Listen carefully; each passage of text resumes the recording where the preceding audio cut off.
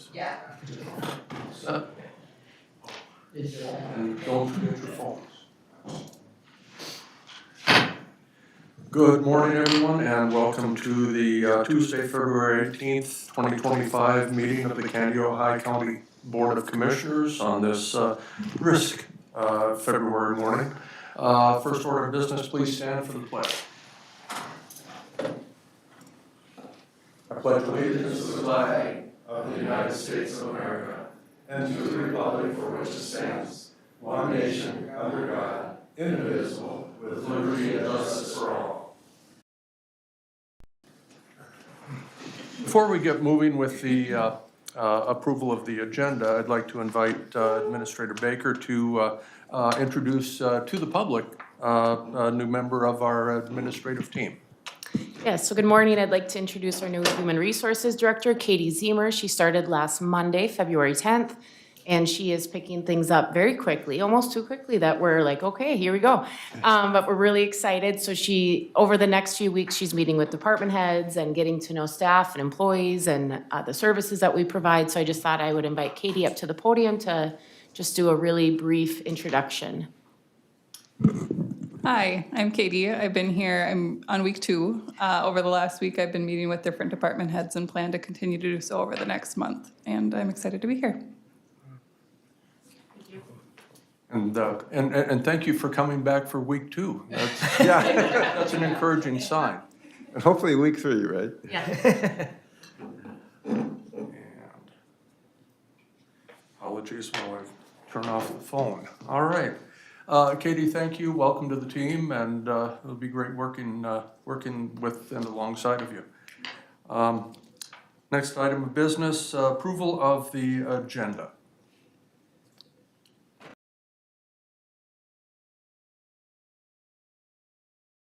Agenda is presented. Is there a second? I'll second that, Mr. Chair. Thank you. And any discussion? Comments? Hearing none, all in favor say aye. Aye. All opposed? Motion passes. Thank you. Next item of business is the consent agenda. These are typically standard items that we see come across here that can be simply approved as a group. They include the approval of the February 4th, 2025 County Board legal minutes, approval of the auditor's warrants and claims, paying the bills, approval of human services warrants and claims, and cancellation of human services warrants. Typically items that are in either error or the check has never been cashed, so on and so forth. So is there a motion on the consent agenda? So move, Mr. Chair. Mr. Chair, I'll second that. There's a motion and a second to approve the consent agenda. Discussion, is there any item that any commissioner wishes to pull? Hearing none, all in favor say aye. Aye. All opposed? Motion passes. Thank you. At this time, it's our pleasure to ask to come up to the podium Sarah Vandehar. Let's see, just you Forrest today. is not here today. Okay. I forgot that he was on vacation. That's what I was looking my at, and Sarah, mistake. please introduce yourself, who you're with, and what we're gonna be seeing today. Very good. I am Sarah Vonderhaar, and I am the Executive Director at PAC for Families. PAC for Families is a 5 counties joint powers families and children's mental health collaborative that services Candy, Ojai, Meeker, McLeod, Renville, and Yellow Medicine counties. So today I want to provide just a few updates about some of the programs and initiatives that we're running, the number of families that we're serving, and different areas where we have been working to improve the system of care. So I do have a report that I sent over that you can kind of follow along as I'm going, but I'll start with some of our programming. So we have several federal and state initiatives that are running right now.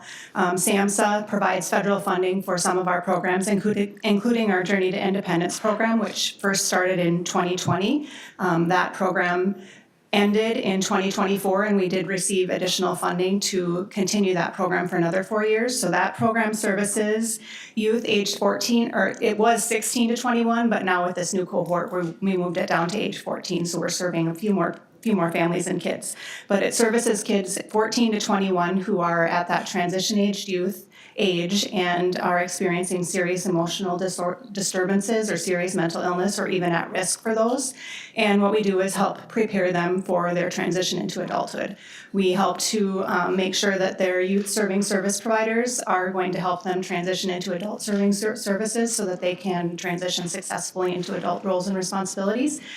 So we have coaches that work directly with them one-on-one, and then we also have a family liaison that works with their families to help them understand diagnoses and different challenges that they could be facing to help reiterate some of the goals that the coaches are working on with those youth. And then our Road to Success program was one that we received in 2023, which goes through 2028. So it's a 5-year program, and it is also a SAMHSA-funded federal grant. And it works with the same age group except 16 to age 25, so expanded from the 18 all the way up to age 25. And then we work with those youth and added developmental disabilities to the eligibility criteria for that program. So we're able to service a few more families and youth with that program, building life skills and helping them again transition into those adult roles and responsibilities so that we can have successful communities.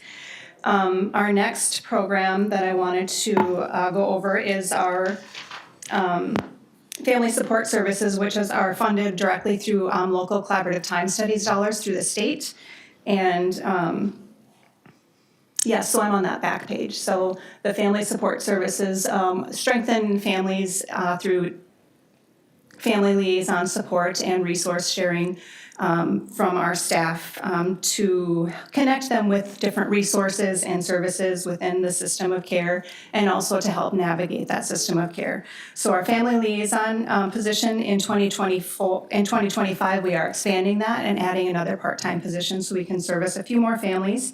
We also have our wraparound services that go through that program, and we recently shifted to a motivational interviewing wraparound program, which is a very high fidelity wraparound program so that we're meeting with families, helping them understand their goals and values, and then helping them to develop those goals so that they can be more successful in addressing some of their mental health challenges and the services that they need throughout their journeys. And then we also have support groups that support families who have children with developmental disabilities or different behavioral challenges so that we can pull those families together and offer a little bit of additional support, offer resources, and make sure that they have additional supports across their families and communities. Part of that program is also our GIA program with the Family Support Services, and the GIA program is funded through the state through CMIG funding, which is cultural equity, sorry, I have it written down, and it works on cultural equity, and we work with youth aged 14 to 21 who may have mental health or substance use challenges. So we work with the schools and kind of with the youth to ensure that they don't have truancy in the schools and that they're also being provided the socially appropriate and linguistically appropriate services. We're working on developing a really strong referral system so that kids and families can have those linguistically and culturally appropriate services through either telehealth or through providers right here in our communities. So working to expand that program. One of the nice things that I'm excited about with this next round of funding, which was just received in November for this grant, is that we're going to be working with kids to explore different mental health professions to raise awareness about mental health and what they can do to expand the cultural diversity of professionals within the communities. So we're excited about that project as well.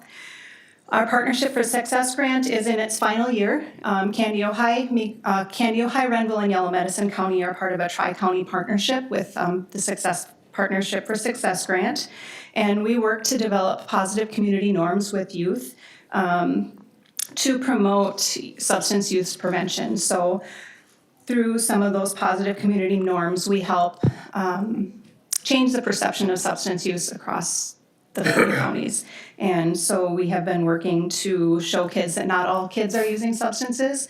And then we're also sharing messages about Talk They Hear You with parents so that parents can understand the importance of talking to their kids about substance use and making sure that they know expectations so that we can make sure that kids have a good perception about what substance use can do and the perception of harm, and make sure that they have a clear understanding of what that is. That program has also been working with school districts to distribute vape disposal boxes.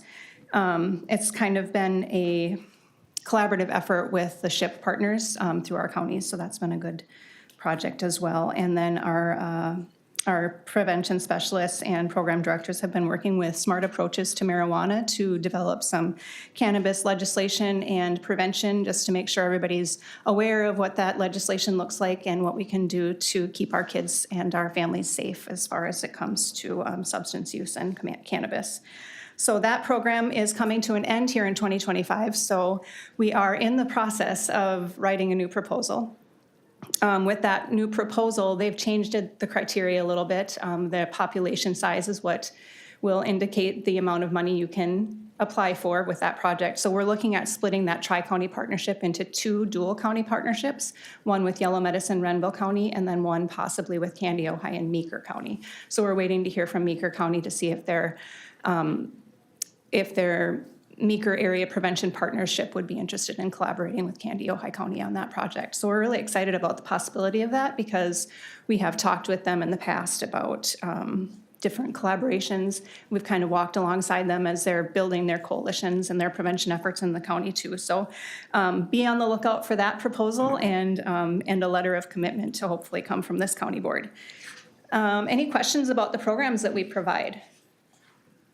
Thank you, Sarah. Yeah. Any questions for Sarah in regards to what she's presented to us here so far?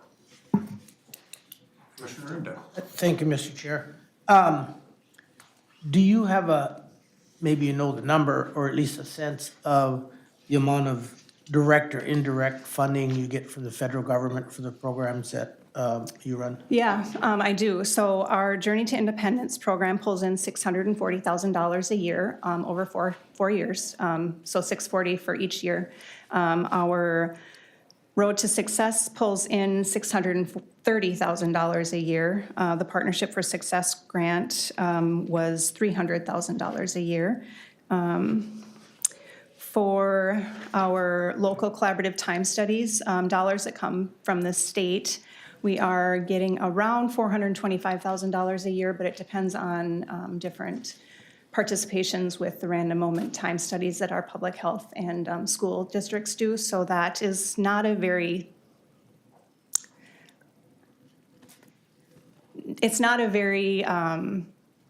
easy one to determine how much money we're going to get out of that. So we do our best to provide the training necessary to keep all of our partners on board and making sure that they're contributing to the random time moment studies so that we can get the most out of those opportunities.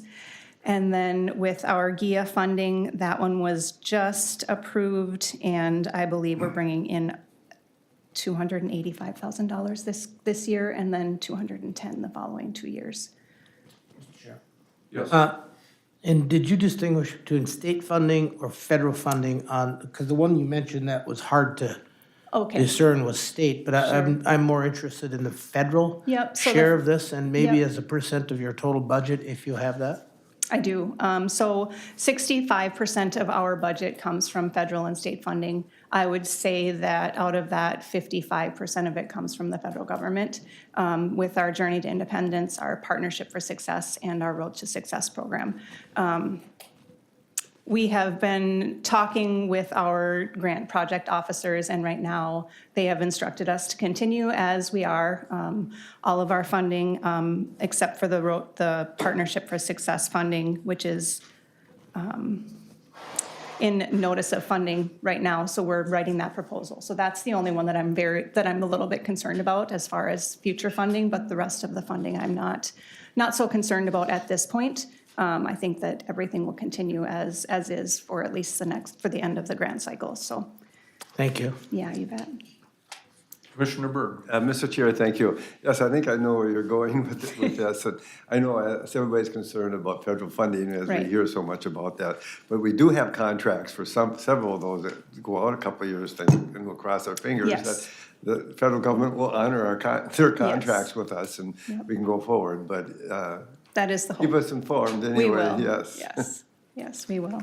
We are in close contact with those GPOs through SAMHSA. So we are communicating with them and expecting that they will share any information that they have when it comes. Any other questions from any of the other commissioners? Sarah, I have one. You mentioned just in brief, there's a vape disposal program that you Yeah. talked about. And this is, I think this is kind of interesting. This is actually almost a hazardous waste It is. type of issue. Can you speak to that a little bit? Sure. So as part of our Partnership for Success program, we've been working with schools to decrease vape use in our school districts. And one of the ideas that we came up with when I was still working on the coalitions was that we should help schools to properly dispose of these vapes because they are a hazard. They can cause fires, and they do have lithium batteries in them. So they developed these, they're kind of like ammo boxes, and they've got materials in them that help to neutralize the chemicals in the vapes. And then the school districts dispose of all the vapes in there. They are keeping track of how many they collect. And then the kids who are caught with vapes are also going through some sort of cessation training and therapy so that they can learn about the effects of vaping and what that's doing to their bodies, and hopefully get them to make some better choices. But then we're also using the disposable waste and taking it to the landfill and working with the county partners for that too. So it's a great project. Outstanding. Thank you for that explanation, because I think that's something that people probably don't understand, is that these delivery systems are, if they end up in the waste stream improperly, that's a hazard across the community. So. It is. We were excited that the counties were able to work with us when it came to the disposable waste of those. So that's been a great partnership. Well, Commissioner Burke, go ahead. Oh, no, I didn't mean to interrupt you, I thought you were done. You weren't waving at me? Yes, but no, I was just letting you know. Oh, you go ahead. Oh, I just really want to give a little bit of history. I know the boards are well aware of this, but maybe any public group that may be listening, so they're aware of the history of the collaborative. It started back in the 90s, and the state of Minnesota, with the federal waivers, were given some authority to move forward and creates a situation where there would be less rules and regulations in some aspects. There's still, lots of accountability. There's no doubt about that when it comes to money. But to work together, because they wanted government to work together in their own entities. So they wanted public health and human services and community corrections to get together as a collaborative. And that's kind of how it started out, except we're very unique here in our region, and we're just so lucky that we are that way, that we look beyond our boundaries and we collaborate so well together. And it started out, we decided to go, when I used to say you or PAC4, decided to go with 4 counties and actually added another county. So it's really PAC5, but we call it PAC4 going forward. And working together, doing all this, and then including the schools and a lot of the different providers we have in the community and the nonprofits, getting together across boundaries and trying to work together to make better lives for our children in our region. And how successful this is when you look at each county, even though we're all rural to a large degree, each county is a little bit different too, to be able to navigate through that. As you said, well, maybe these 2 counties work together on this and these 2 can do that, but just opened up a floodgate of potential services that we've been able to provide, and they go to good. Let's put it that way. And that's why I really want it. It wasn't a matter of getting money to come in to provide these services, but think of all the hundreds of kids that were helped by this and still are being helped. So great program. Yes, and with our Journey to Independence and Road to Success, those are both programs that work on building the system of care. So we're collaborating very closely with our mental health partners, with our public health partners, family services, corrections. All of those people are coming together to make sure that we have a system of care that actually meets the needs of our kids and our families. So that, I think, is one of the major goals of PAC for Families, and I think that right now we're doing a really good job of it, and we're working on expanding those partnerships even further. We're getting letters of memorandum some memorandum of understandings from some of our healthcare providers, mental health care providers, to provide data for us to report on for our federal grants, which I think has been, it was a hard ask, but we've been getting letters back and receiving commitment to do that. So we're very excited about that new partnership. Yeah. So moving on, I wanted to talk a little bit about our local area advisory council and some of the things that they do. That pulls all 5 counties together as well. And we work on some Mays mental health things to share out with counties and within our communities. So last year, we distributed Maya's mental health cards. They're on the left side of the screen there. They are translated into both English, Spanish, and Somali, and they provide resources for mental health agencies. The Text for Life suicide hotline is on there, and there's a little QR code with additional resources for families if they find themselves in need of support. And with the Somali cards, we are working on getting that QR code to be kind of a voiceover of what is on the card, because many of the Somali people in our communities don't actually read their own language. So we're working on making sure that we can be accessible and provide them with accessible information. The Be Seen in Green contest was a contest that we ran through Maya's Mental Health Month last year. We did have some participants in Candy, Ojai County participate, and we put together these cute little prize baskets with like all things green. So like I put a green pickle in there, things like that, just to get kids excited about Maya's Mental Health Month. So we're going to plan to do that again coming up here in May. So look out for that and share your pictures of dressing in green. Some of the community training and development initiatives that we've offered throughout the past year include trauma-informed care, so the trust-based relational intervention. Training goes out to professionals across the 5 counties. Right now, we're working on a pretty big initiative with the Wilmer Area Community Foundation to provide that training to our educators in the Wilmer School District.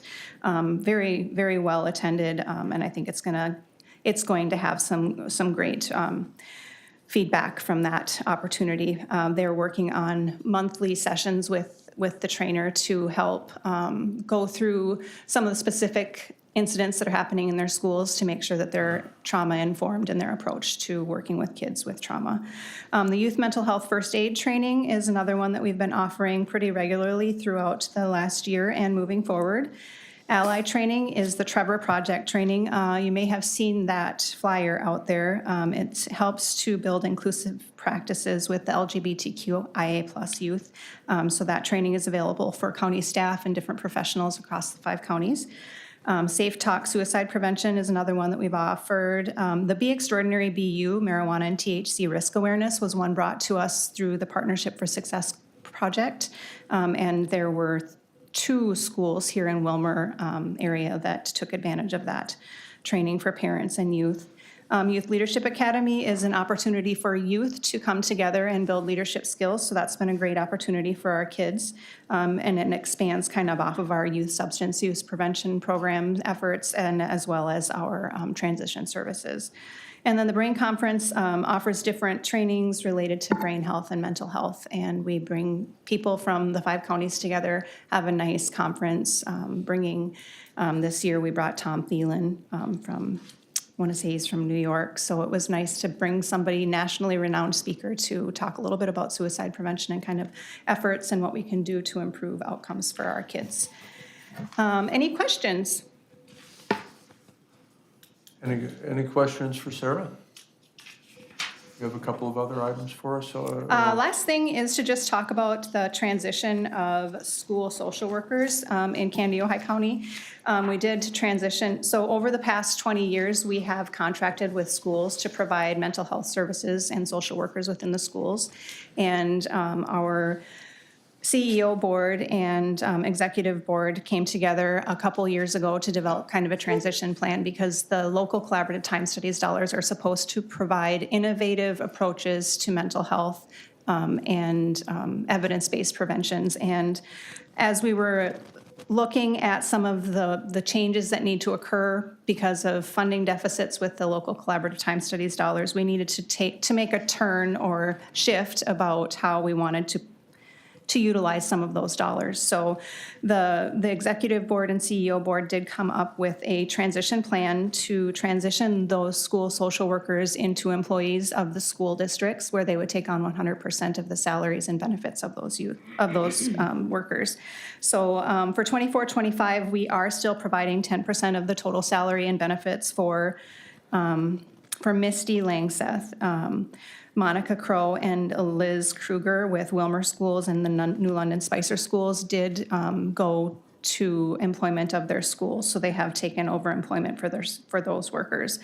But we just want to recognize that although this was a challenge for our school districts, we are still working very closely to collaborate with them in other ways, to provide trainings, like the trust-based relational intervention training. That was a nice big project that is still supporting youth and the teachers in that school district. As a collaborative, it is still our jobs to be including and partnering with all of the partners across our 5 counties. So even though we had to make that shift, we still want the schools to know and recognize that we are still here to support them in other ways. So working on developing training initiatives and things that can support them as well. So, and that's all I have for you. Outstanding. Any final questions or comments? Sarah, thank you so much. Thanks for having me. For everything that you and Impact4 do to help positively impact community health. We really appreciate it. Thank you. So much. Have a great day, you guys. You as well. All right, at this time, we'll request County Auditor Mark Thompson come and give the 2024 gravel tax report. Riveting stuff, I know, but necessary. Mark, good Morning, Commissioners. Mark Thompson, Auditor. I'm here to present the gravel tax report. Total collections for 2024, we had $176,826.38. The way that is distributed is the first 5% is an administration fee. That dollar amount came to $8,841.32. What's left over is $167,985.06. From there, 42.5% goes to the townships involved, and 42.5% goes to the Road and Bridge Fund. The remaining 15% gets put into a special reserve fund. I can go through the numbers there if you want. As you can see, the different townships: Burbank Township, $2,885.20. Colfax, $589.48. Dover Township, $1,110.31. Genesee Township will receive $23,158.05. Green Lake Township will receive $9,497.92. Lake Andrew Township will receive $6,878.83. New London Township will receive $82.64, and Roseville Township will receive $27,191.23. As I mentioned, the other half, the other 42.5%, goes to the Road and Bridge Fund, and that dollar amount would be $71,394 or $393.64. And then the remaining 15% goes into a special reserve fund, and that is $25,197.76. The next page in your packet there shows the haulers and what dollar amount what dollar amount we collected from them. Some report by yards. It's 21.5 cents per yard. Some report by tons. And the charge is 15 cents a ton. So if you have any questions on that. And then, of course, the last page in the report shows the ongoing reserve balance. As you can see, in 2024, we had an additional $25,197.76 added. So it's a grand total of $344,024.36 in the gravel tax fund. that's my report to you. And I think all I need is a motion to approve the report and the distribution of funds. Okay, thank you for your report. Mr. Chair, I would move to approve the report and the distribution of funds. There's a motion to approve. Is there a second? I'll second it. Thank you. Discussion. Commissioner Imdak and the Commissioner. Thank you, Mr. Chair. Mr. Thompson, can you explain a little bit what the reserve balance will be used for and what will be drawn from it? Sure, and I'm probably gonna, again, I don't mean to put Public Works Director Mel on the spot, but those funds are determined, part of those funds will be used to reclaim gravel pits, I believe. The rest of the funds, I'm not quite sure, Mel, what is the, Mr. Chair, members of the board, the reserve funds go to reclaim any gravel pits that have been left in disarray. We've never used it. The other part of the 42%, 42.5% goes to our crack filling projects every year. So we use it, we return it back to the road. Every dollar we get on the gravel tax, we return it back to the road. Thank you. Mr. Chair, I was referring to just the reserve portion. So part of the reserve goes for crack filling? No, well, there's a piece in here that the 42.5% goes to the Right. road and bridge fund, and then the 15% goes to the reserve fund. The reserve fund is never been tapped. Okay.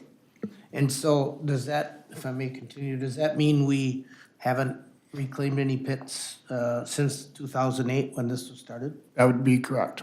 Okay. Commissioner Dwayne Anderson. Well, Commissioner Imdak asked my question basically, which was, what was the special reserve fund used for, so. Thank you. Any further questions for Auditor Thompson? All right, there's a motion and a second on the floor to approve the report. All those in favor signify by saying aye. Aye. All opposed? Motion carries. Thank you. okay, thank you. Next item, consideration of Resolution 2025-6, appointing Candy Ojai County Commissioners to the Joint County Drainage Authority, RK Judicial Ditch 2. Austin, do I have that right? Yes. Good morning. Go ahead, please. Morning, Mr. Chair, board members. Austin Hilbranch, the Drainage Manager. Coming today, seeking approval of Resolution 2025-6, which appoints Candy Ojai County Commissioners to Joint County Ditch Number 2 Drainage Authority that we share with Renville County. Again, this resolution confirms selection of members for the Joint County Drainage Authority, designates districts in the event of vacancies, and designates a majority county. After the last election, Renville County had some changes, and we realized we did not have one of these resolutions on file. There is a sister resolution that will be approved by Renville County.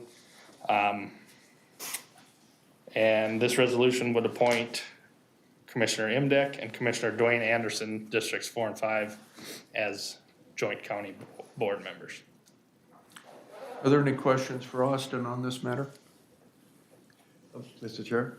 Commissioner Yeah. Burke. Can you just explain for the public about where ditch number 2 is? Yep. I believe the board may know. But. So joint county ditch number 2 that we share with Renville County is in the southwest section of Lake Lillian Township, and then also the southeast area of East Lake Lillian Township. So along the County Road 44 corridor at the Renville County border, and then along County Road 2 in East Lake Lillian Township. And then the majority of it is in Renville County. We are 38% of that ditch system, so we are only allowed 2 commissioners. Commissioner Imdak. Mr. Chair, I would move on resolution 2025-6. There's a motion to approve the resolution. Is there a second? I'll second that, Mr. Chair. Thank you. Discussion. Just one more comment regarding that. If anybody is wondering why Renville has 3 commissioners and Candy Ojai has 2, it has to do with the amount of ditch in each of those jurisdictions. Thank you. Anybody else? All right, motion is made and seconded. All those in favor of approving the resolution signify by saying aye. Aye. All opposed? Motion carries. Thank you. Austin, you have the next item as well. Ye- Pesticide license testing fee schedule. Yep, coming to you now as the county ag inspector. So, this, fee schedule is to become a Minnesota Department of Agriculture county testing partner, to host pesticide applicator testing here in Candioi County. This fee schedule has been approved by the MDA. So my initial proposal to them, I submitted back in January, and we just need to approve the fee schedule here. And this is the fee schedule for me to host testing here at Candioi County.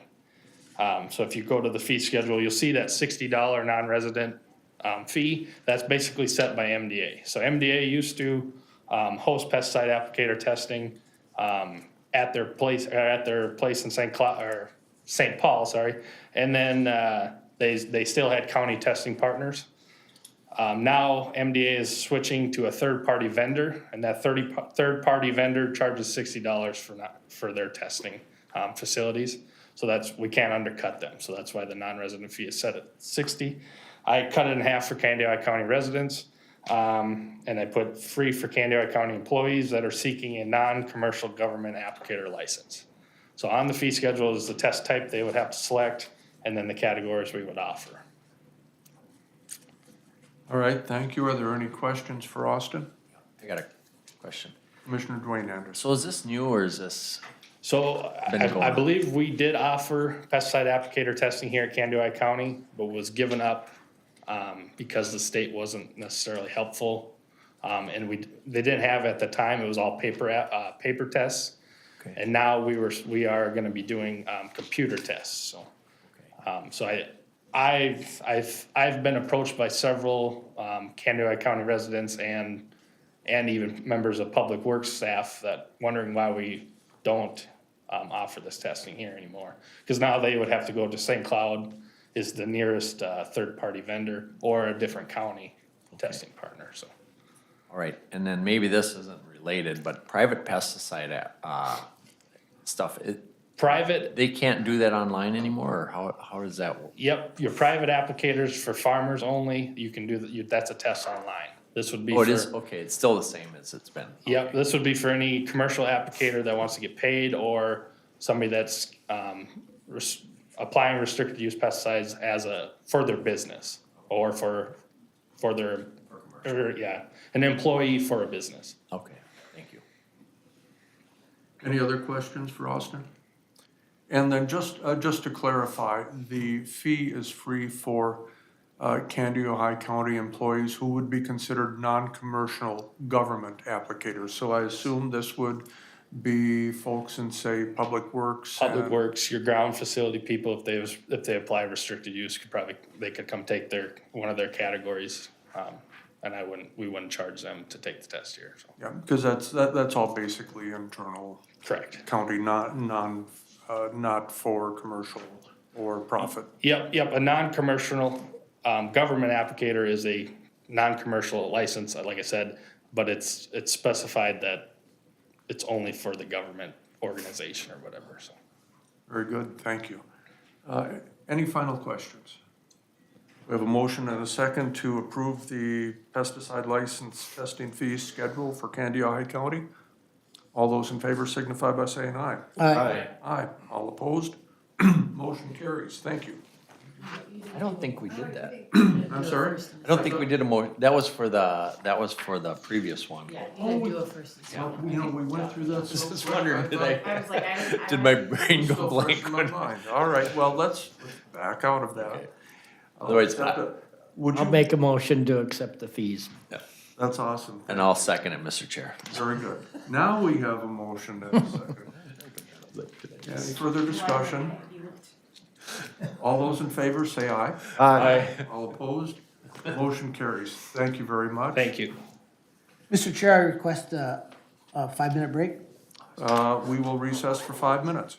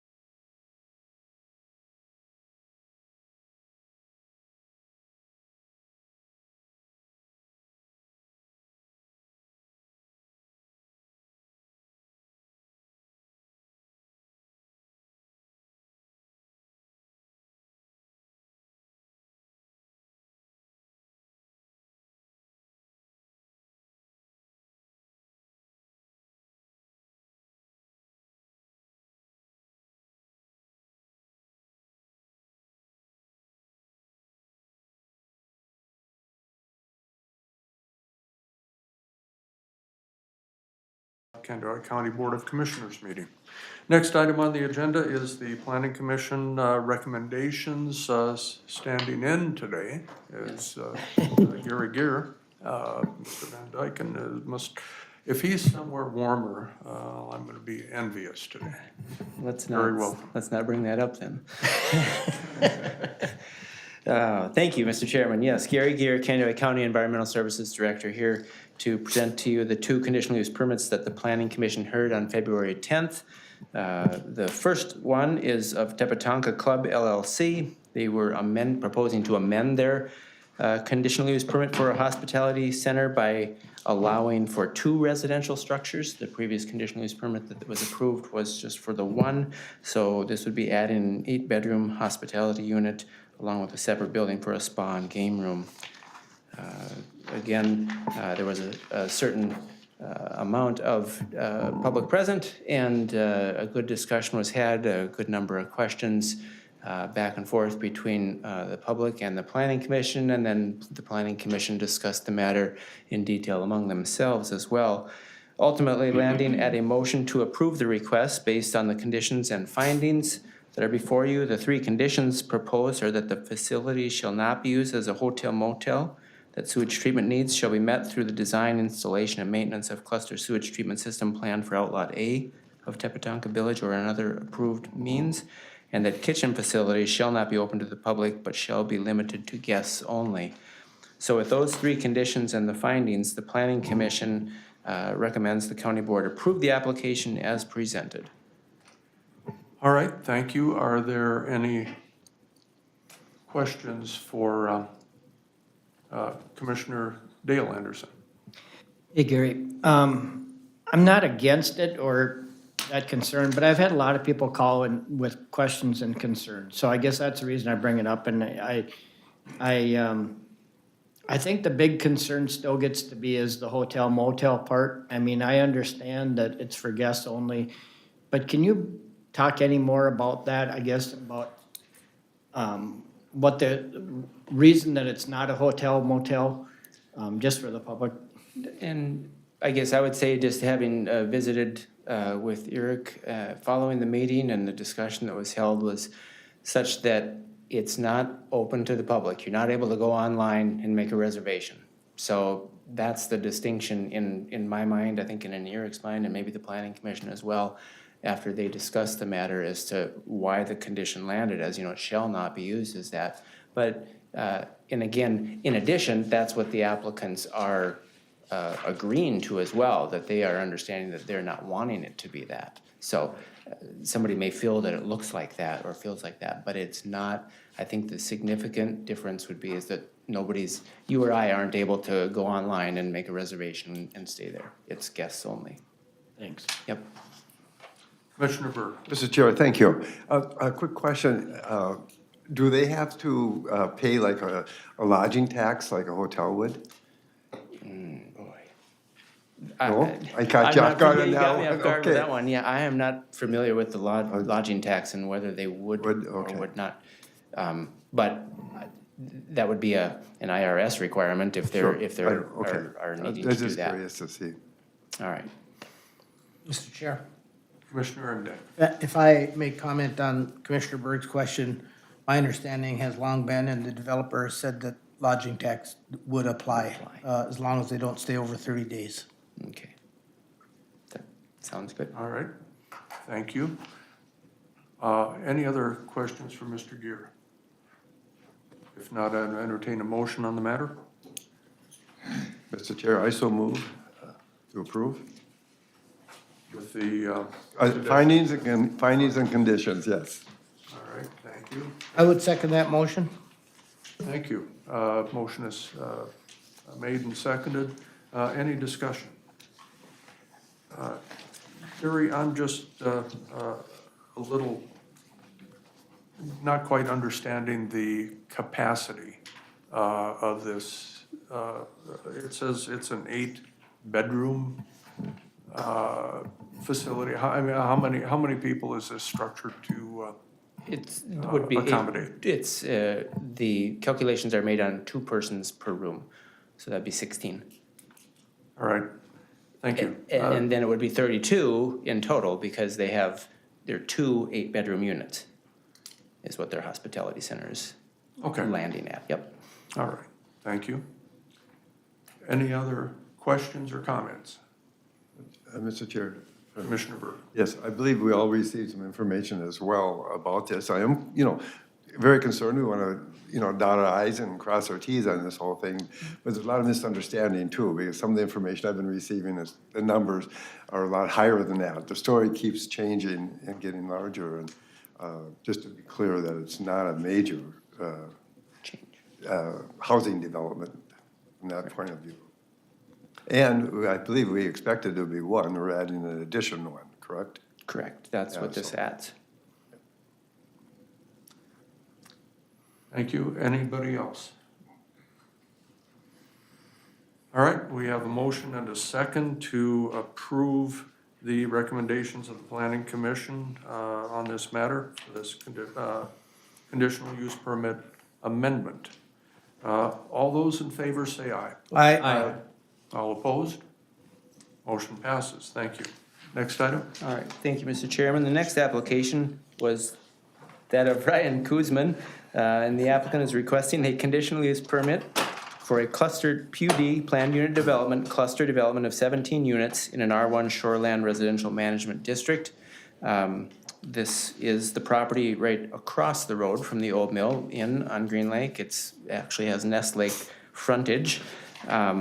And again, the Planning Commission discussed this matter in detail with members of the public. Questions were raised, and I believe through that public hearing that those answers were given. And ultimately, again, the Planning Commission landed at making a recommendation to approve the request based on the conditions and findings presented in the packet you have in front of you. The 6 conditions include that the MPCA permitting for construction stormwater shall be secured and followed. Any driveway access point changes shall be approved by the county engineer. The vegetative management agreement shall be followed. Watercraft mooring site shall not exceed 14. Dockage shall not be configured in a manner that inhibits navigation. And prior to construction, the developer shall submit construction plans for review as required by state statute 307.08 subdivision 10. So with those 6 conditions and the findings, the Planning Commission is unanimously recommending approval of this planned unit development, which would be for 17 new homes. Thank you. Any questions for Gary? Gary, one of the things that was, I think would have been helpful for me would be to have been able to see some sort of a site plan on this as it relates to, for example, where the dockage or mooring facilities would be. That wasn't in our packet as we received it last week. Okay, if by chance, I don't know if Administrator Baker could go to the camera here, then I guess maybe the map I have here in the file is the preliminary, the Common Interest Community preliminary plat map that shows the locations of the 17 homes and the clubhouse, pickleball courts, pool area, and it does not show the dockage, but the dockage would be in this area along the Nest Lake side. I apologize. Because that seemed to be a point of some concern that was heard, I think, during the testimony during the public hearing, and it wasn't clear to me where that area was. where that was going to be. So the reason for that is this, and you can kind of see it by the contours on here. It's leveler and lower along this stretch of the frontage. Along here, the bank is much steeper and higher, and that's what is, so it would not be allowed to be in that area. But I guess I'm kind of backing up or apologizing here that map or that information wasn't included to you, but that the docking or the location that is specifically governed by the Minnesota Department of Natural Resources, not Kendrick County. Okay. Yeah. All right. Commissioner Burke? Mr. Chair, thank you. I did have a chance to see that in my packet or somewhere. I had the same Same map. plan? Okay. And I had some questions about that as well, but I have 2 or 3 questions if I may just continue with that. Just looking at, as long as we're talking about the map we're looking at, there's not much spaces between each facility. And one of the questions I had was where it hooks up on the south side with the road. There's one road coming in, and that looks like the main road, but there's another road, but it's not gonna, is that really hooked up to the main road going across in front? It said there's like gravel or stone or something there. So, has it been ran by the fire department, for example? How would a fire truck get in there? It looks really congested, let's put it that way. Correct. I know Eric did reach out to the fire department and did not receive any input back that this would not work. So, and that's been historically true for our office. We make the contact, we make the request. So, once in a while, we'll get a comment back, or they want to see this specific thing or their concern is this. If they don't have a concern, we generally do not specifically hear back. So while it's tight, they are prepared to, that's been their input to us over the years, they are prepared to respond. And Gary, this is kind of the nature of planned unit developments. Typically, those are intended as a way to be a little more flexible in the zoning and allow for a little more density on a property where there might be a challenge, and that includes some narrowed up street widths. I assume these are probably, what, 24? I can't read it on here. Are they 24-foot streets Looks like I think it is a 24. I'm helping with my eyes here too. It looks like 20, it could be a 24. There's a dash right in the number, 20 or 24. But again, you're correct with that the development is not held to a specific width inside, because it's not a public road of any sort. It's a private road, private driveway to serve these homes.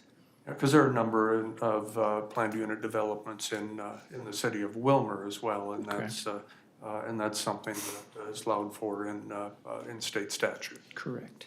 Sure. May I follow up on my questions? Yes, thank you. Okay, you bet, thank you. I And you brought up, statutes and so forth. My question is, I believe we all received some letters too, as well, stating some specific statutes in that letter about, the different aspects of this. And I was just kind of wondering if those have been addressed, and how do they, legally, are we meeting the criteria, let's put it that way? And I'd like to ask Kennewick County Attorney, Mr. Baker, if, from your point of view, have you had a chance to review this at all? And legally, are we meeting all the legal challenges with this? Well, I haven't given the materials in the file, so I don't know on those factual things. I know that, looking at the ordinance, it does have it's 12-3-3, or page 57, it starts. They're a listing of 9 paragraphs, so I'll call it 9 documents that have to be provided before final action is taken on the request. And I know that was some of the claim that all those were not provided. So then, So that's really true. If they haven't all been provided, final action can't take place. and so then, do we know if all of those particular documents have been provided? Yes, and through Eric, in review of the file and the application and the information submitted, all information, the application is complete, and we have met, the applicant has met all of those requirements, those 9 requirements. Well, I guess I was related to that, and Mr. Gear answered the question. Okay, thank you. Any other questions? Commissioner Dale Anderson. Well, I guess I don't really have a question. I guess I got more of a statement. I mean, I was at the planning and zoning meeting that night. There was a lot of concerns about whether this was being done right and all the process was completed as far as how the application was being submitted. So, I mean, that's my biggest concern, is that we aren't, as a county, aren't gonna have some liability with this somehow in the future. But if everything is in and properly done, I guess I'm fine with it. But that was one of the biggest concerns that a lot of people had was the process and making sure everything was done, so. Commissioner Aaron? Chair, thank you. And I would remind the board that what we are approving today is a preliminary plat, not the construction of any buildings or the placement of any lots. Much of this, as was explained in the planning commission, for example, the concern about the number of slips on Green Lake is not our governance. That is DNR governance. And so today, what we're really doing is approving or not approving the preliminary plat. And so, to Mr. Berg's concern about the tightness of where the building, that isn't laid out yet. I mean, those are just placeholders of monopoly blocks, if you will. Okay. Of where those buildings will be. And I would point out on the map that we received in our packet, if you look at the lot number, or parcel number 27, I think it's 027-0350, you'll see a tree, a single tree that kind of lays over in the water there, almost to the right in the middle of that parcel. That is approximately where the moorings, except the 14 moorings would go. And they won't extend out into that channel, as one might think, to be more done in a parallel to the shoreline fashion. Thank you. Gary? Maybe just one point of clarification to Commissioner Imdeg's input. Technically, today we are approving the conditional use permit for the 17 units. The preliminary plat does come yet back to the board as a final plat, so I think that's the piece you were. But not in the buildings themselves. Correct. Yeah. They will, Mr. Sheriff, I mean, the developer will have to adhere to all the ordinances that we have regarding setbacks, both from the water and from each other's buildings and whatever, to the county engineer's requirements. Yes. When that part of the process starts. Correct. And so if I may clarify it, because I think I'm seeing this in the packet, the first action is that we are approving a conditional use permit for a planned unit development. Correct. Or not approving it. Yes. Okay, that's the first action. And then you'll be asking us to either approve or not approve the preliminary plat separately? No, the preliminary plat is an agenda item at the planning commission that ends at the planning commission. So when the applicant comes back with a final plat to the planning commission, the final plat comes Then before that the will board. come back to Yes. us. I appreciate the clarification. Yeah, Sounds good. Thank you so much. Any other questions, comments, Commissioner Berg? Thank you, Mr. Chair. So I'm hearing correctly then that, and from Attorney Baker, that legally we are meeting the criteria, and we're going to be hearing more about this later. And the more details will be addressing some of the issues that were brought up before, if they still apply or not. I'm saying I haven't looked at the file to answer that question. Yeah. But I'm just saying what process would be required as far as what's submitted in the application. Is legal. His claim is that it has been. So All right, anybody else? So then, we haven't done it. Okay. I would entertain a motion to approve the conditional use permit for the planned unit development on the property informally known as the Nest. Mr. Chair, I would move on the permit citing the conditions and findings of staff. Thank you. Is there a second? I'll second that, Mr. Chair. Thank you. Any further discussion? All right, hearing none, all those in favor of approving the conditional use permit signify by saying aye. Aye. All opposed? Motion carries. Thank you. Do that back. Thank you. Gary, thank you so much. Next item of business, final payment and acceptance for a couple of road projects. Mel Odens. Yep, Mr. Chair, members of the board, Mel Odens, Public Works Director for the county. The first one you have is a final payment and acceptance for our federally funded edge line striping. If you recall, this is a grooved-in, wet reflective with porcelain beads. It's got around a 7-year life, and it does provide very good reflectivity when it's wet out or raining, in addition to when it's dry out. But that's primarily, this year we did a lot of roads in the northeastern part of the county, and we did a little over 50 miles. And it's my recommendation to accept the project and authorize final payment to Sir Lines of Lot of Edina, Minnesota in the amount of $16,703.69. All right, you've heard the recommendation of staff. Is there a motion? Mr. Chair, I'll make that motion. Thank you. Is there a second? I'll second it. Thank you. Any discussion? Mel, we went on that tour last summer, and I can speak for somebody who has trouble seeing at night, just how nice that is. Yep, and you saw Especially one of when the it's routes. wet out, dark out. It's a really nice thing. So I appreciate that. Yep. Anybody else? Hearing none, all those in favor of final payment and acceptance for SP 034, 070, 017, signify by saying aye. Aye. All opposed? Motion carries. And you have one more for us.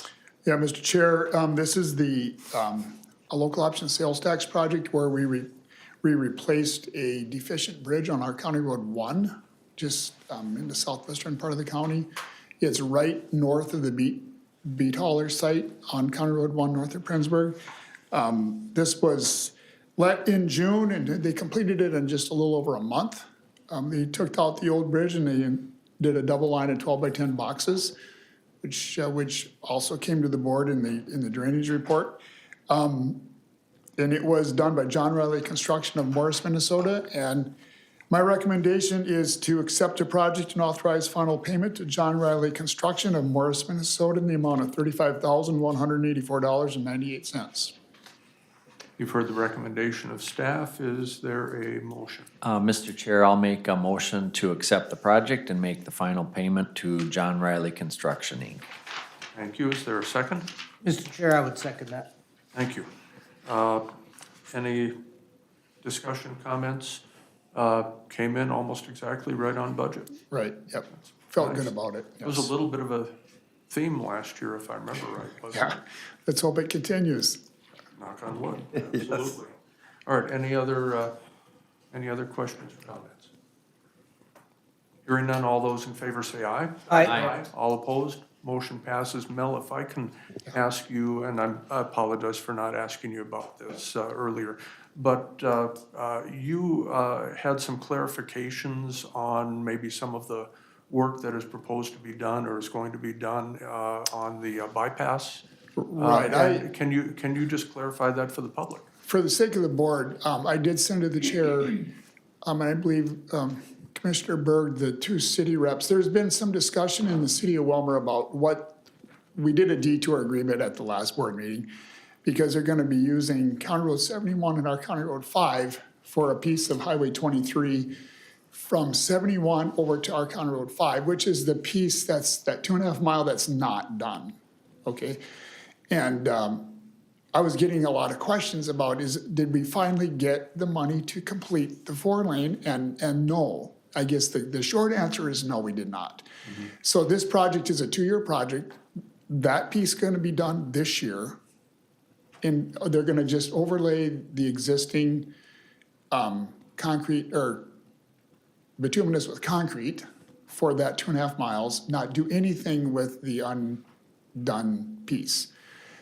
So that should clear up that confusion. So we are gonna still go after money to complete the uncompleted piece. And I think the administrator and I were gonna try and meet, just gotta get a calendar set to meet with MnDOT on that. Some strategies, but we have not done that yet. All right.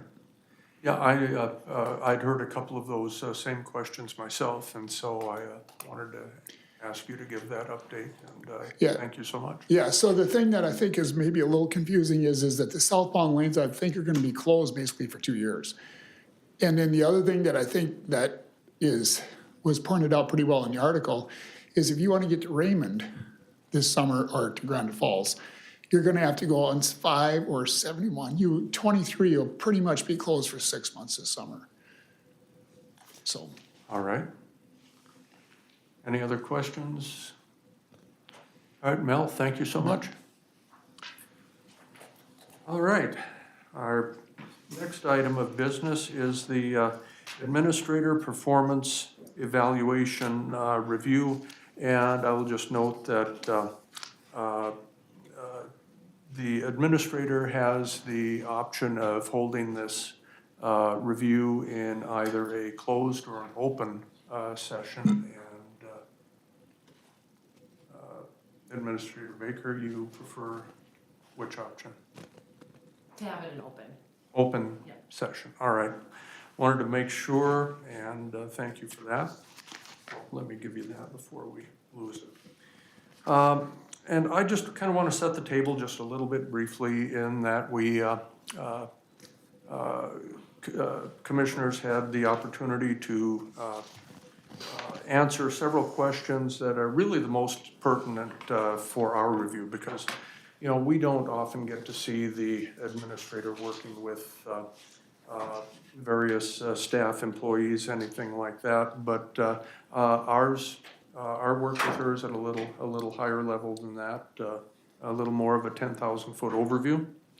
And so there were, of those evaluations received, and I just want to set the tone for this by mentioning just several of the items that were within those. There were 3 questions that were asked of the commissioners. What is the administrator doing well? What can the administrator improve upon? And what would you like to see the administrator work on over the next 1 to 3 years? And I just picked out some snippets of what was mentioned. Kelsey does a good job of getting unity among the staff and holding people accountable. She listens, evaluates, and takes necessary action. She is creating a new team dynamic across the county, making sure all are heard and valued. Hers is an open, collaborative leadership style. Significant improvement across many areas. Growing expertise makes her increasingly competent in her position. Kelsey has given a clearer picture of our year ahead by providing a work plan, has us moving forward with our work sessions regarding board operating procedures, very accommodating when I have questions and I need answers. Those were for question 1. Question 2, what can she improve upon? Want her to not worry so much and just run the county the way she feels is best. Hard to come up with areas for improvement because I feel she's doing a great job. Can't think of anything at the moment. Has been very transparent. Hope she becomes more confident in her work. Want to see her become bolder in her visioning and management/leadership. Has made positive, I got to talk to the guy who wrote this down, positive contributions, a few areas for continued improvement regarding understanding chain of command and the effects of personnel issues. Continue enhancing listening skills. Question 3, what would we like to see her work on? Keep evaluating departments, getting the most out of our workforce and hold all accountable. Out-of-the-box thinking is a good quality. Focus on helping complete board operating guidelines and developing the strategic plan, address staff turnover, improve the exit interview process, move forward with a 5-year strategic plan. Glad she is jump-starting strategic plan process. Board and department heads will need to be all in on this work. Glad she is enhancing her skills and understanding of county finance. So with that, I do want to give commissioners an opportunity to speak to anything that they had on their evaluations that were submitted. Does anyone want to speak any further on this topic?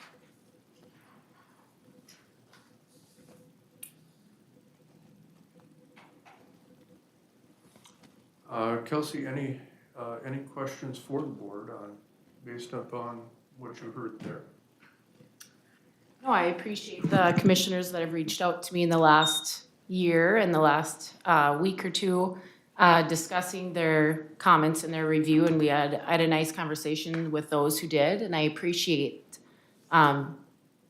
being communicated, being transparent, because I think there is always room for growth. I think we talk about that. I refer to that with myself, and I refer to that with staff. I think the culture that we're creating within Candioi County is really important for professional and personal growth that I think we have worked really well on in the last year.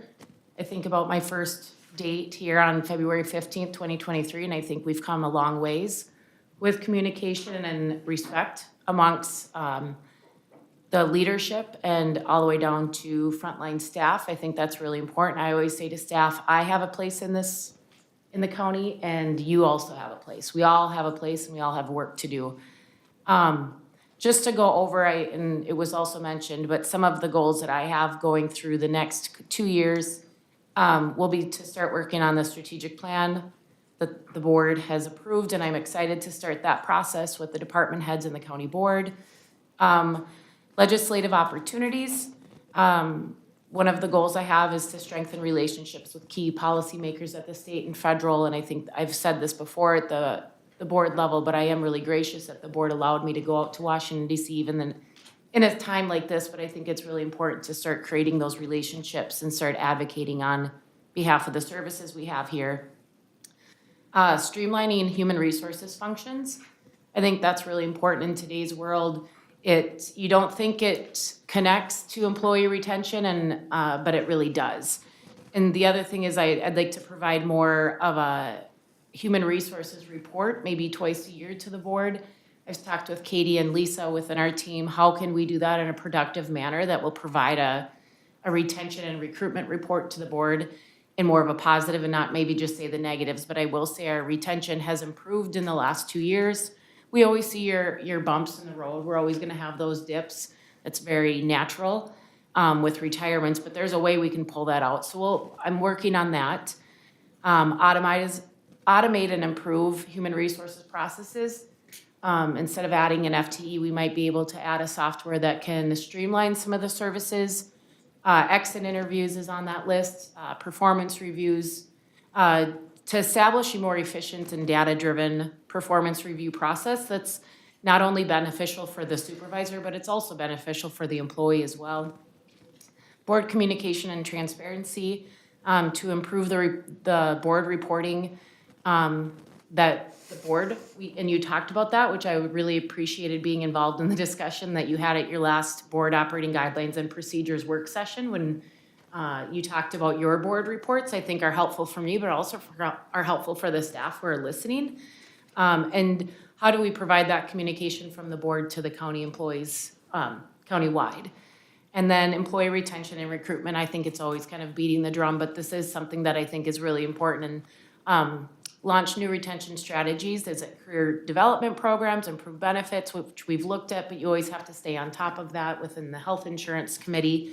And enhance employer branding to attract top talent. And I think this will come within the strategic planning process that we'll be starting this year. And at the end of the day, I was just thinking on my drive-in this morning how far we've come, I feel like, within the last 2 years. And I'm really proud, not only of myself, but this board, to improve on that, because we all take a lot of pride in the positions that we have and that we're able to work for Candioi County. And I think that's really important that we stress that, not only at this level, but my level. I talk about that at the department head meetings, that we're the leaders within Candioi County government, and how do we tell our story?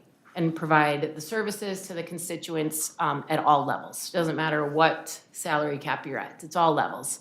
And so I do really appreciate, I love the work that we do, I love government, and I'm always just grateful to do a job that I love. Some may call it crazy, but I do appreciate this board, and I do appreciate the opportunity to serve in this role. Thank you. Thank you. Commissioner Byrd. Yeah, Mr. Chair, I haven't made a comment, maybe other people, since we have shared this already with Administrator Baker, and I just want to really comment that I had a chance to talk to Administrator Baker about our review, and it was very positive, I felt. As you said, I think we had a lot of challenges to start, but we're going in the right direction, and I'm feeling good about that. The only thing I didn't put in my review, though, was goals for the next 3, was really the goals for the next 6 months.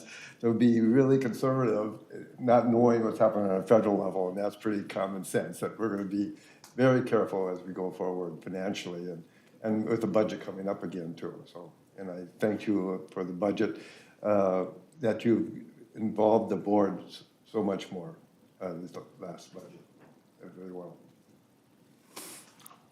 Anyone else? Elsie, any questions or items within, excuse me, within your employment contract that you see might need any updating, or it's been 2 years since that got looked at? Yeah, I don't have any right now. I wanted to get through this process, but I do feel that there might be a comment next year. I think in the salary, we just didn't add correct language on moving forward in the salary structure. I'll clarify that, and then there might be something else, but at this time, I don't have any changes. Okay, very But good. that would, if I did have any changes, that would come before the board for approval. Of course. Yeah. All right. Last chance. All right, very good. Appreciate all the work that went into the evaluations, and of course, always appreciate the work that Administrator Baker does, and I'm very appreciative of your guidance and support. Moving on, administrative updates, appointments, calendar and committee reports. Are there any appointments that we need to be aware of? There may be something coming from City of Wilmer in regards to a couple of spots on the HRA board, but they have to go through their processes first. Long convoluted story, but there's a couple of appointments that only they can make, and then we have to approve them. So we're looking to see them get through their processes. We have a number of upcoming work sessions. Next week, we have the work session regarding the space study that has just been completed, and that'll be coming before us in a work session, and I'm really looking forward to seeing the work product that comes out of that. The Health and Human Services work session on March 11th.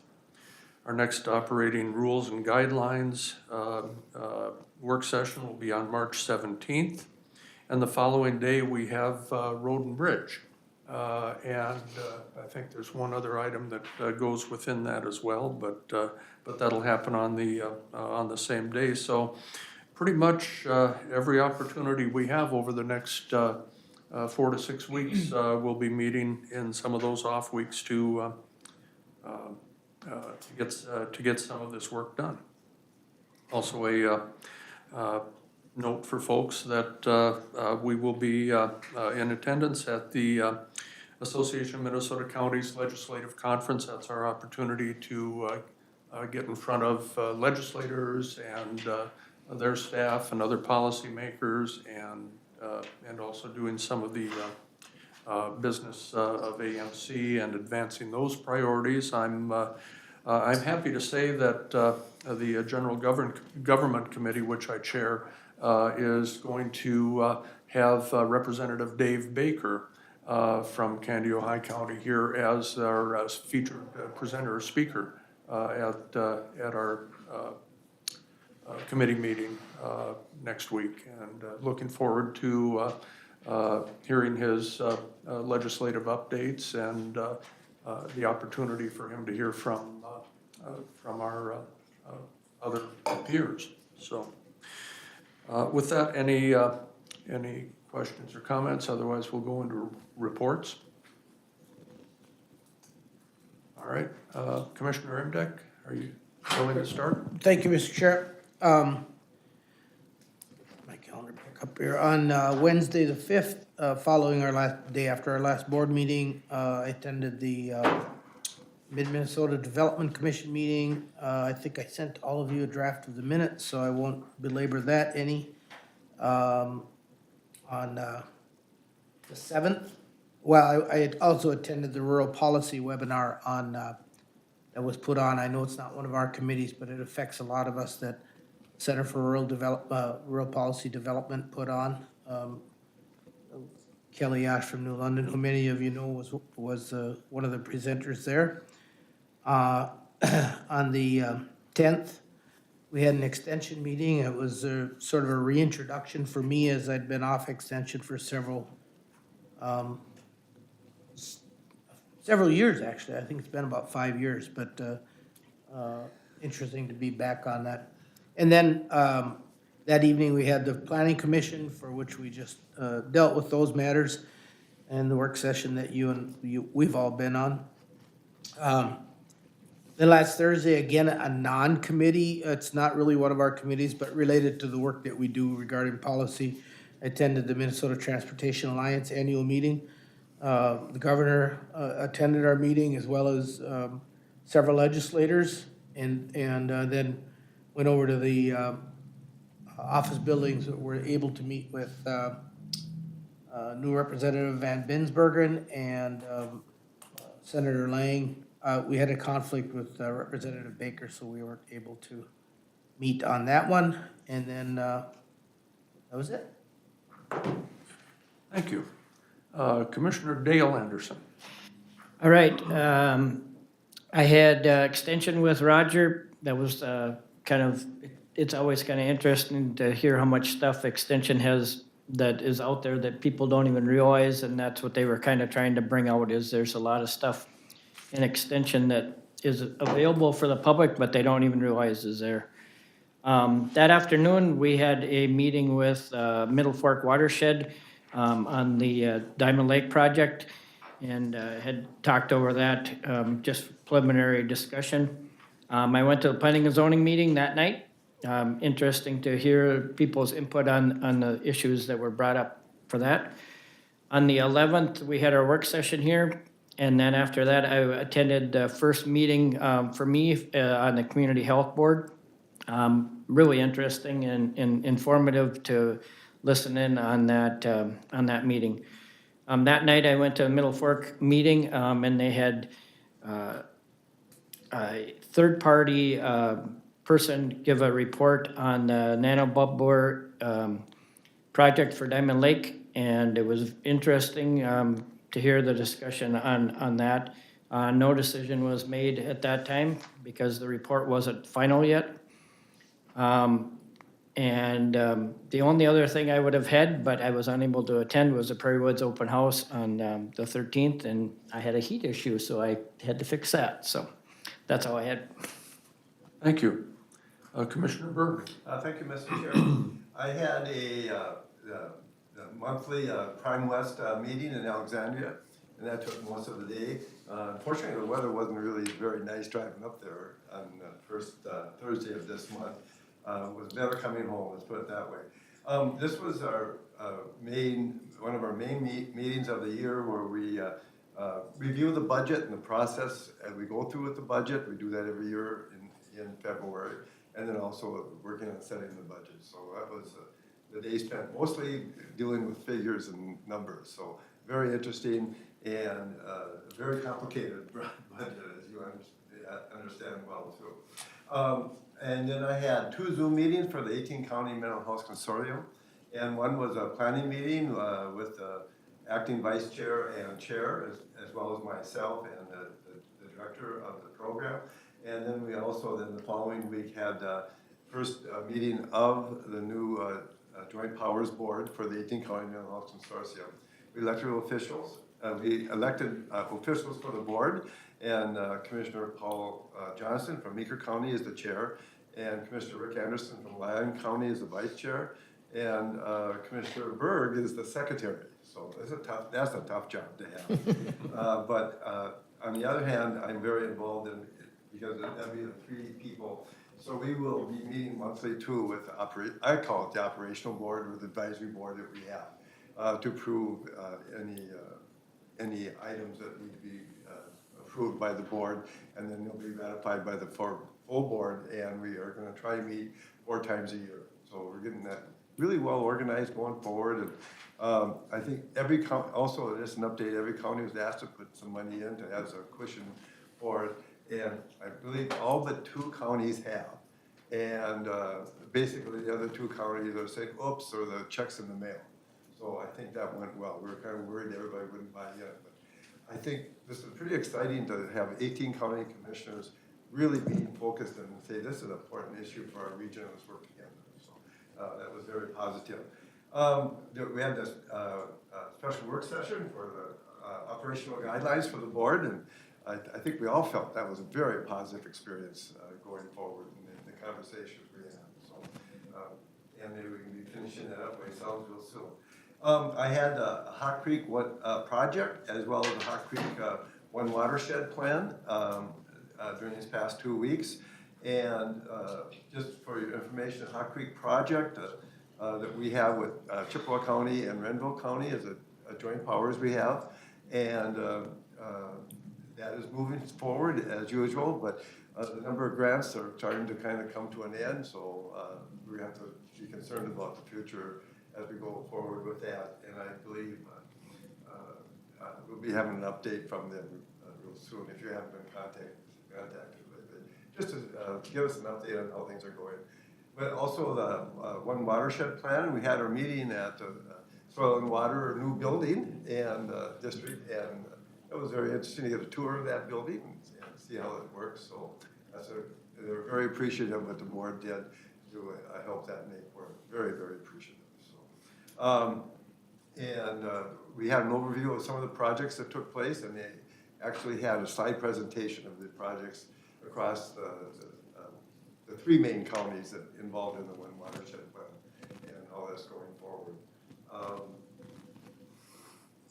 And that sums it up.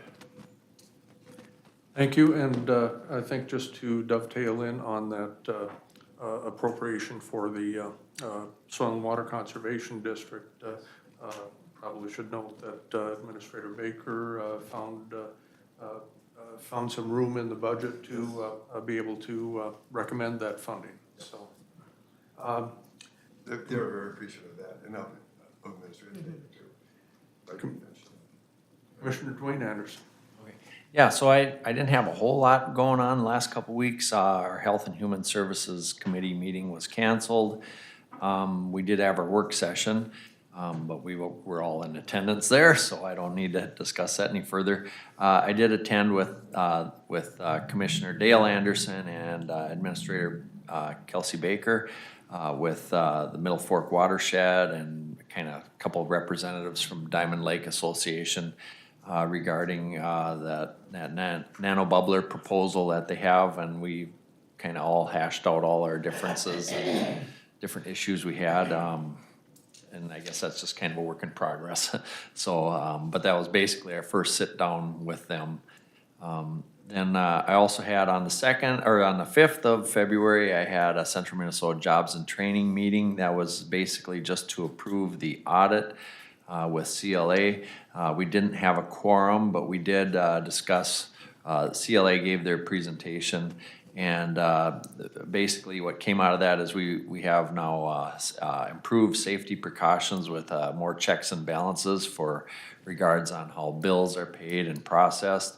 Our new CFO, he's implemented better, I would say better accounting practices so that different bills and procedures are met, so that things are more accurately documented, so that if we do have any questions by the federal or state, that we can go back and kind of, give them the correct answers that they need, or give them the correct documents that they request. So other than that, that's basically my report.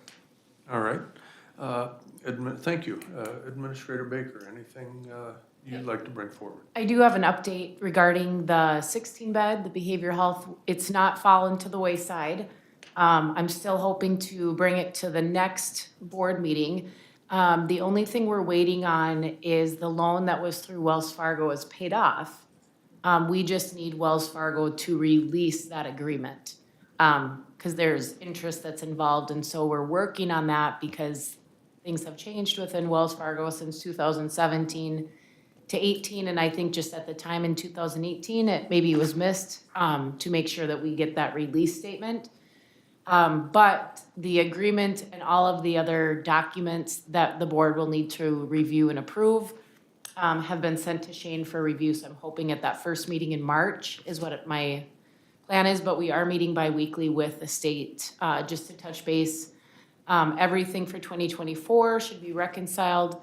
And then basically what we're doing for 2025 is just doing month by month, sometimes week by week. We're trying to make the request very minimum so that we have little to reconcile once the documents get approved. But we cannot do the final sale process without this release agreement from Wells Fargo. So that's what the holdup is, and I kid you not.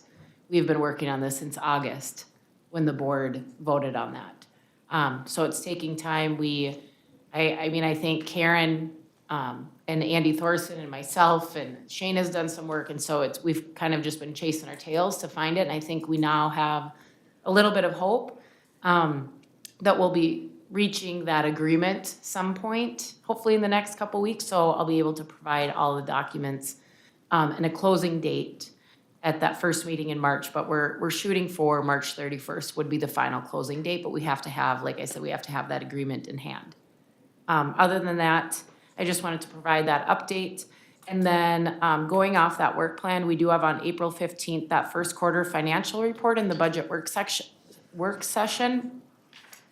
When we close the first quarter, that's like the week before. And so I want to just touch base, that's tentative that we'll have that first quarter report. Like I said at that last one, we were doing what's called mapping within our financial software, so it'll produce a better report for the board to review. So if that's finalized, it'll be April 15th, but that, we'll shoot for that, but I just can't guarantee that. And then I wanted to double check, did the board want that budget work session in April again, or do we did that last year, we had that work session in April, or do we wanna do it in May? What was the board's thoughts? We can just do a recap of 24 and then like looking ahead to 25 like we did last year, and I can schedule that closer to the date. But if that's the board's wishes, I'd put that on there because that's what we had done last year, so if that's okay, I'll just still work on that. Yeah, I think since you're really going to be ramping up the budget work for 26, starting in May with your department heads and so on and so forth, I like the idea of the April. Okay. Okay. Personally, anyone else? I'm on board with that too, Mr. Chair. Okay, thank you. And then that's it. All right, thank you. I'll go last, obviously. Had a couple of items that I wanted to touch on. Was unable to make the Prime West meeting because it conflicted with a State Community Health Services Advisory Committee meeting we had down at MDH back on the 6th. We had a number of presenters, a lot of discussion in regards to the legislative session update. Commissioner Dr. Brooke Cunningham spoke to the group and essentially told us that about 50% of MDH's budget, Minnesota Department of Health, is federally funded, and on average, 56% of the Community Health Board funding is federally funded as well. So we'll continue to keep an eye on that as that progresses.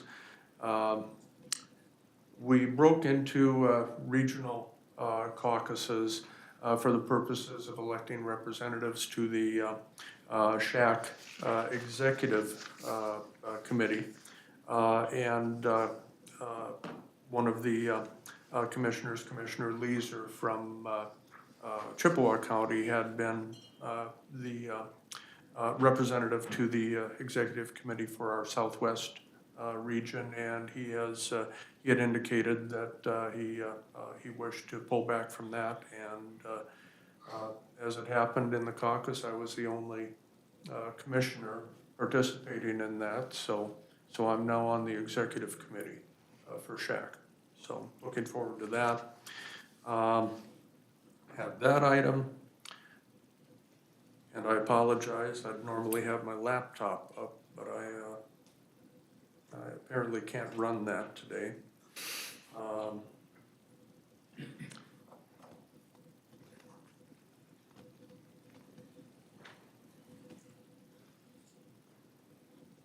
Yep, and then I guess everything else that is of note is going to be taking place in this last half of the month here. So that's really all that I had that was noteworthy to report on today. Does anyone have anything else that they wish to bring to the board? Commissioner? Mr. Chair, thank you.